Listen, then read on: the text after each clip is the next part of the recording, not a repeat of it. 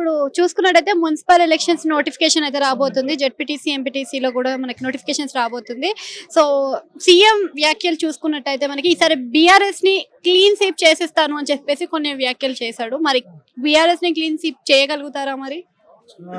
అదైతే ప్రజలు చెప్పాలి మేడం. ఎందుకంటే ఆల్రెడీ ప్రజలు వ్యతిరేకమయ్యారు కదా.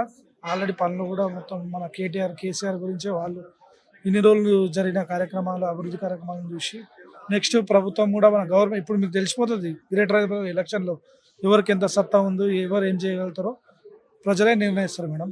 ఈసారి ఇంకా ఎక్స్టెండ్ అయింది కదా, 150 నుంచి 300 వరకు అయింది. చూద్దాం ఎన్ని వస్తాయో ఏంది, మీరే చూస్తారు కదా. గ్రామ పంచాయతీ ఎలక్షన్స్ లో కూడా అనుకున్న స్థాయిలో, ఆశించిన స్థాయిలో అయితే విజయం సాధించలేకపోయారు. మరి ఈసారి జెడ్పీటీసీ మున్సిపల్ ఎలక్షన్స్ లో కూడా ఆ విధంగానే జరిగే అవకాశం ఉందా? మీరు ఇప్పుడు చూసినట్లయితే ఎమ్మెల్యేలు అంతా మా గ్రేటర్ హైదరాబాద్ లో మా ఎమ్మెల్యేలే అందరూ ఉన్నారు. మేము అందుకే అంటున్నాం కదా, ఇప్పుడు ఈసారి కూడా మేము 100% షూర్గా కార్పొరేటర్ ఎలక్షన్లలో అధిక స్థానం కొడతామని మేము ఊహిస్తున్నాము. అది ప్రజలే డిసైడ్ చేస్తారు. ఎందుకంటే వీళ్ళు ఇచ్చిన ఆరు హామీలు కూడా ప్రజల్లోకి వెళ్ళలేదు. ఆ ఒక బస్సు ఫ్రీ బస్ తప్పించి వేరేవి ముందుకు వెళ్ళలేవు మేడం. దాన్ని బట్టి సో యూత్ కూడా, మా లాంటి యూత్ కూడా మొత్తం కేటీఆర్ వైపు, కేసీఆర్ వైపే మేమంతా ఎదురు చూస్తున్నాం.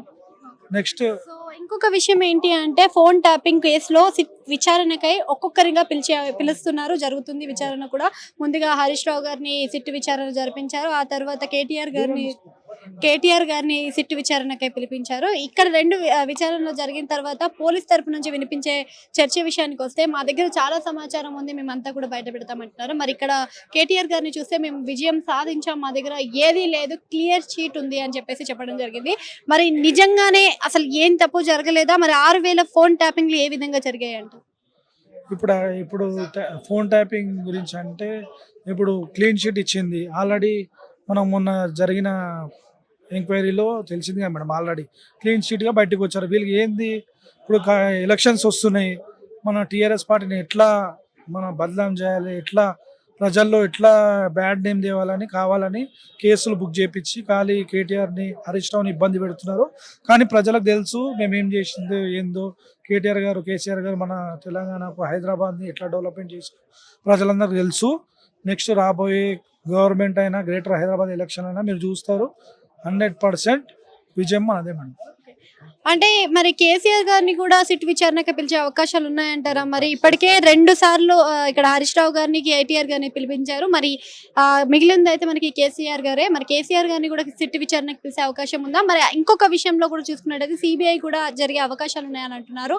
మరి సిబిఐ జరిగితే ఎలా ఉంటుంది మేడం? చెప్పేది ఏంటంటే, కావాలని కక్షపూరితమైన మేడం, అలా ఏం లేదు.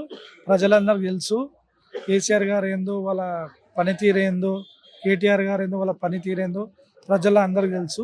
కావాలని కక్ష సాధింపు చర్యలు చేస్తున్నారు రేవంత్ రెడ్డి గారు. కావాలని బెదిరించడానికో, లేకపోతే ప్రజల్లో బ్యాడ్ నేమ్ తేవడానికో ఇదంతా మాకు ఒక స్కెచ్లా అనిపిస్తుంది. కానీ ఇదంతా మేమంతా అవైలని అనుకుంటున్నాం.